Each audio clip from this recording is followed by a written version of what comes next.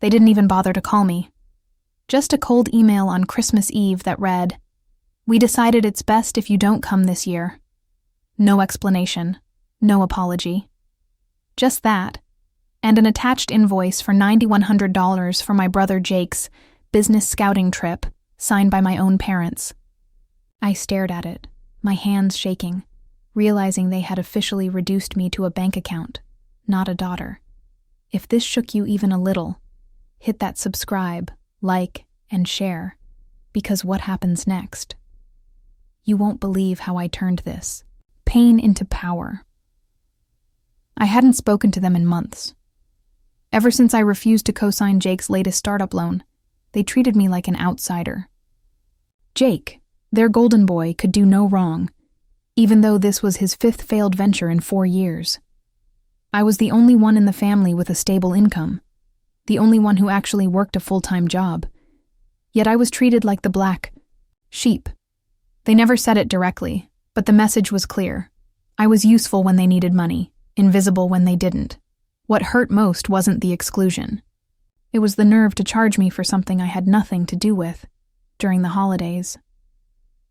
I could almost hear Jake's smug laugh in the background while they typed that email. It wasn't the first time they pulled something like this, but it was the first time they'd charged me for someone else's failure. So I didn't reply. I didn't scream or fight. Instead, I booked myself into a quiet Airbnb by the lake, opened my laptop, and started working. What they didn't know, what nobody knew, was that for the past 2 years I'd been secretly building a side business. I stayed up nights, skipped weekends, and invested everything I had into it. I never told them, because deep down, I knew they'd laugh. They always did. Every idea I had was too risky or not for girls. But while they were celebrating Jake's imaginary wins, I was quietly watching my client base explode. That night, while they toasted eggnog in their fancy dining room without me, I crossed $1.2 million in revenue. But I wasn't going to tell them, not yet. I had something bigger planned, and it would all start with a simple dinner invitation that they'd regret sending. 3 weeks later, I got the message I had been waiting for. My mother's tone had completely flipped. "Amelia, sweetheart." It began, "We've been thinking. Maybe you could come by this weekend. We're having a small family brunch. Jake will be there too. He'd love your insight on something." No apology for Christmas, no mention of the invoice, just a suspiciously sweet invitation, like nothing ever happened. I almost laughed. They didn't want to see me. They wanted something from me. But I said yes. I walked into the house wearing a plain black coat, nothing flashy. I didn't need to look rich to make a point. The dining table was set like a magazine spread. Champagne glasses, French toast, fake smiles.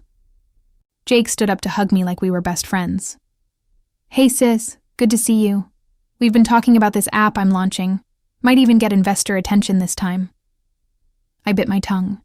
He always acted like I was lucky just to be in his presence, even when he owed me over $7,000 from the last time I bailed him out. My father cleared his throat. "Actually, Amelia, we were wondering if you could help Jake again. He's close to sealing a deal, but the investor's asking for proof of solvency. Just something short-term, maybe $10K? My mother chimed in with a hopeful look. "We know how well you're doing at your job. You've always been the responsible one." The irony burned. They didn't know. Not yet. To them, I was still the boring office girl with a modest paycheck. Still the girl who always said yes when they asked. Still the dependable, invisible ATM in the family. And that's exactly why I smiled, nodded, and said, "Sure, I'd love to help Jake. But on one condition." Jake grinned. "Anything." I pulled out a folded paper from my bag and slid it across the table. His smile twitched. It was a purchase agreement. For the very startup he was trying to pitch. Signed by me. I had already acquired it 2 weeks ago, when I found out it was registered, under default. Jake had let the back end lapse, thinking no one would notice. I did. You're pitching something that doesn't even belong to you anymore, I said calmly, sipping my orange juice. You see, I own it now. The room fell silent. My mom blinked. My father's jaw tightened. Jake looked like he'd just seen a ghost. You bought my company? He whispered. No, I smiled. I saved it. From you. And then I stood up. But this was only the beginning. Jake's face went red, then pale. You can't do that, he stammered, eyes darting. Between our parents. This is a family project. You don't even get the tech. I tilted my head. I don't need to get the tech. I hired people who do. While you were busy blowing investor money on brand consultants and bottle service, I was building a team that actually delivered results. I could feel the power shift in the room. For the first time, I wasn't defending myself. I was in control. My dad leaned forward, trying to maintain his authority. Amelia, this is cruel. You could have at least warned us. We trusted you. Looked him dead in the eye. You trusted me to stay quiet, obedient, and useful. You trusted me to pay for your mistakes without asking questions. But the moment I said no, I stopped being your daughter and became your bank statement. Remember that invoice you sent me for Jake's trip? My mom winced, suddenly remembering. That was just a misunderstanding, honey. I pulled out my phone and tapped a few buttons. A slideshow popped up on the TV behind them, screenshots of emails, account summaries, signed legal transfers, and client testimonials from my own company. This isn't a misunderstanding. It's a pattern, and it ends today. I walked over to Jake, who was still frozen in disbelief. You didn't even notice when I started buying out your app's tech suppliers. You were too busy promoting yourself on LinkedIn. Your company didn't just go under.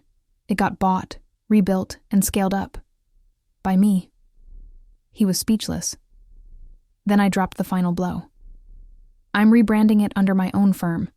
We're launching next quarter with full media coverage. The prototype you were pitching to those investors? It's already live. And guess what? You won't be part of it. My dad stood up angrily.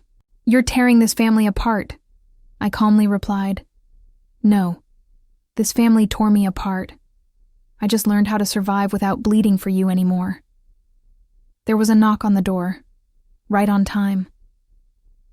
My legal advisor walked in and handed Jake a formal cease and desist, effective immediately. He was officially barred from representing the brand or using its name. I turned to leave, my heart pounding. But just as I reached the door, my mom called out in a small voice. Amelia, what are we supposed to do now? I paused, looked over my shoulder, and said, maybe try treating your daughter like she's more than a wallet. Then I walked out.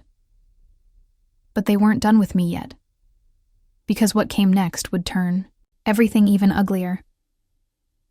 2 days later, I got served. A formal legal notice from my own family. My parents and Jake were suing me for unlawful acquisition of intellectual property. They claimed I stole Jake's company, manipulated him while he was emotionally vulnerable, and used inside family knowledge for financial gain. I stared at the paper, my hands shaking, not with fear, but with rage. They couldn't handle losing to me, so now they wanted to destroy me legally. But what they didn't know was that I had anticipated this exact move. Months ago, I'd hired a private firm to document everything. Recorded phone calls, saved emails, timestamps of every transfer, receipts of the lapsed trademarks and unpaid taxes Jake never filed. I didn't just buy his broken company.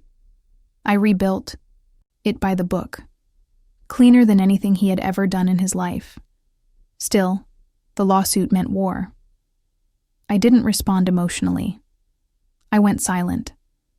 My lawyer filed a countersuit for defamation, harassment, and financial coercion, with evidence that went back years. Financial records showing how they'd funneled thousands of dollars from my accounts into Jake's under the guise of family support. Screenshots of messages where my parents pressured me into wiring money, or else Jake's credit would be ruined. I wasn't the villain. I was the only reason their house of lies hadn't collapsed sooner. The case went viral. Family sues daughter after she buys brother's startup. News outlets picked it up. Social media erupted. Half the comments called me a genius. The other half couldn't believe a family could be so cold. And right in the middle of it all, Jake, trying to do damage control with sad little videos about how he just wanted to innovate and was betrayed by blood. The media started digging into his past, not mine. Turns out one of his past investors had already filed a fraud complaint against him. And now, thanks to the exposure from my case, more were coming forward. 3 weeks before the court date, I got a call. It was my mom. Her voice was different this time.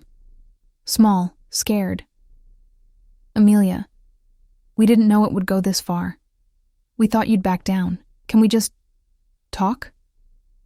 I took a deep breath and said, "Now you want to talk? You made your choice when you served me papers." "We were desperate," she whispered. "We were losing everything." "I lost you years ago," I replied. Then I hung up. I was done being their emotional hostage. But the final showdown, that was still waiting, in the courtroom. Not the temperature, the silence. My parents sat on one side, dressed in muted colors, pretending to be the fragile victims. Jake sat between them, eyes down, lips tight, like he was told not to speak, unless spoken to. On my side, I had a calm team of lawyers, boxes of documents, and quiet confidence. This wasn't just about money anymore. It was about everything they did to me, and everything I became in spite of them. The judge opened the session. Jake's lawyer spoke first. He painted me as calculating, emotionally detached, and manipulative, claiming I had used private family information to swoop in and steal Jake's business in a moment of family crisis. Their tone was full of fake concern, like I was a sad, vengeful girl who let success turn her bitter. Then it was our turn. My lawyer stood cool and composed and began unveiling the truth piece by piece. Emails from Jake begging for more money. Bank statements showing years of one-sided loans I never got back. Screenshots of my parents pressuring me emotionally and financially. It's your duty as the stable one. A full timeline of Jake's company registration lapsing, his IP going into default, and me legally purchasing it after he abandoned it. Then we showed something that changed the room's energy. A secretly recorded call, where my mother told a friend, "Amelia always caves. She'll pay the invoice. She just wants to feel included." The courtroom went dead silent. You could feel the judge's demeanor shift. The pity they'd tried to create was gone. Now they looked exposed. When it was my turn to speak, I stood up, not with anger, but with the truth. I wasn't trying to hurt anyone. I was trying to survive a family that only saw me as a backup plan. I paid for everything. I stayed silent, while they humiliated me at every turn. The moment I chose myself, they came after me, not out of justice, but out of entitlement. I didn't steal anything. I earned it. Every dollar, every line of code, every sleepless night. And for once, I refused to apologize for succeeding without their approval. I sat down. By the end of the trial, the judge ruled completely in my favor. Not only was the case dismissed, but Jake and my parents were ordered to pay my legal fees, along with a formal retraction of all false claims made against me. But the real win? As we walked out of that courtroom, reporters swarmed them, not me. Questions flew. Why did you charge your daughter for your son's failures? Do you regret taking her to court after she helped you financially for years? Was it jealousy? They didn't answer. They couldn't. because the world had finally seen what I had lived through for years. I didn't just win a case. I reclaimed my story. And this time, there was no invoice attached.